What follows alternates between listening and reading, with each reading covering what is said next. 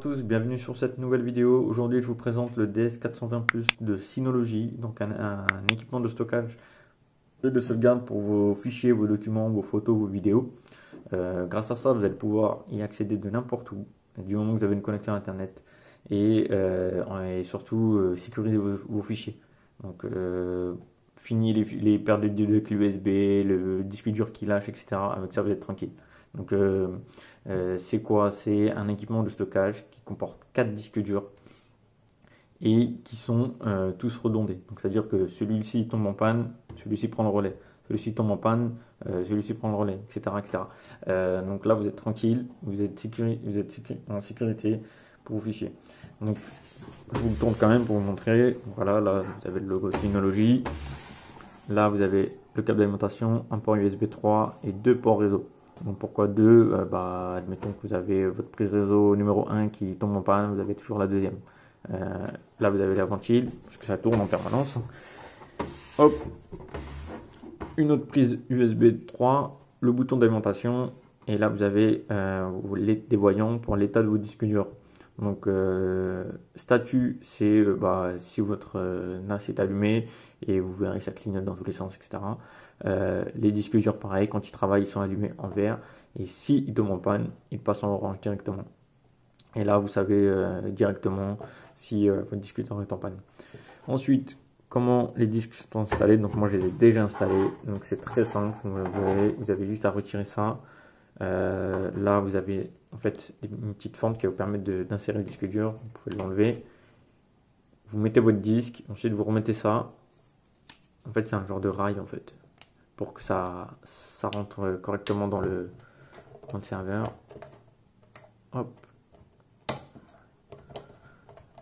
Voilà, et là il est bien rentré.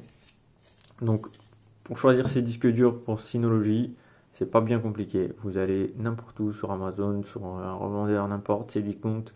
Vous trouvez des disques durs, vous tapez bien disque pour NAS, vous allez trouver directement la compatibilité. Ils sont tous compatibles. Il faut bien prendre du SATA par contre. Hein. Vous voyez, c'est comme des disques durs d'ordinateur, hein. C'est tous les mêmes, la connectique est toute la même. Et après, moi là j'ai pris un disque dur de 4 Tera, donc 4000 Go, donc ça fait beaucoup. Donc 4 x 4. Vous voyez ce que je veux dire? Donc là vous êtes tranquille en termes de capacité. Et ce qui est important sur un disque dur, c'est la vitesse. Là vous avez du 5400 tours minute, donc c'est pas ce qui est le plus rapide. Après, vous pouvez prendre du 10 000 tours, c'est pas mal, c'est ce qui est, on va dire, de plus commun, ou du 7005, allez. Mais honnêtement, pour la partie stockage, c'est pas ce qui est le plus impactant, on va dire. Vous allez peut-être prendre un quart de seconde en plus pour ouvrir votre fichier, ou comment dire, à le copier ou quoi que ce soit.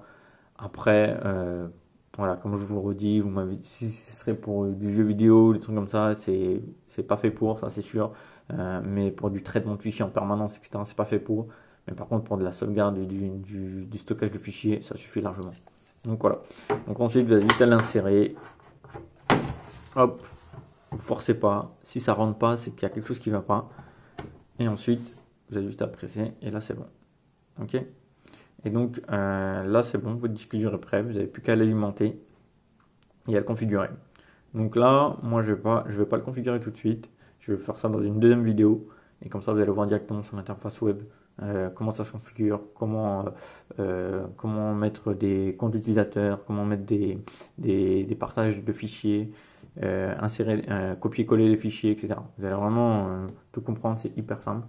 Et pour du stockage à la maison, pour des PME, des petits indépendants, auto-entrepreneurs, ça suffit largement.